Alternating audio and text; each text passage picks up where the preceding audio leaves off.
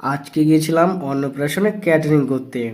পৌঁছে গিয়ে দেখি গেটটা বেলুন দিয়ে মোটামুটি ভালোই ডেকোরেশন করা ছিল, আর ওই পুচকুটার আজকের অন্নপ্রাশন।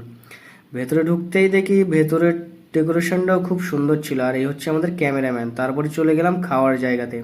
গিয়ে দেখি সব কিছুই কমপ্লিট করা ছিল, তাই চলে গেলাম রান্নাঘরের দিকে। রান্নাঘরে গিয়ে দেখি এখানে সব কিছু সেট করছে। এখানে কি আছে দেখো, পোলাও, এঁচোড় চিংড়ি, স্যালাড, আরও কত কি। আর এখানে ভাতটা সবে নামাচ্ছিল, তাই ড্রেসটা কমপ্লিট করে নিলাম। তারপরে থেকে আস্তে আস্তে লোক আসতে শুরু করে। নান্টুদা বললো কাজটা শুরু কর, তাই নান্টু দ্বারা কাজটা শুরু করে নিল। তারপরে আমরাও কাজটা শুরু করলাম। আমি দেখছিলাম পোলাও। আর আজকের মেনু কার্ডটা একটু দেখে নাও। তারপরে আমরা কাজটা কমপ্লিট করে খেতে বসে পড়ে নিয়েছিলাম ডাল আর শাক। ডালটাও খেতে খুবই ভালো ছিল। তারপরে নিয়ে নিলাম এঁচোড় চিংড়ি। এঁচোড় চিংড়িটা খেতেও খুব ভালো ছিল। তারপরে নিয়ে নিলাম পোলাও। তার সাথে দিল মাছ। মাছটা খেতে ভালো ছিল। তারপরে দিল স্যালাড আর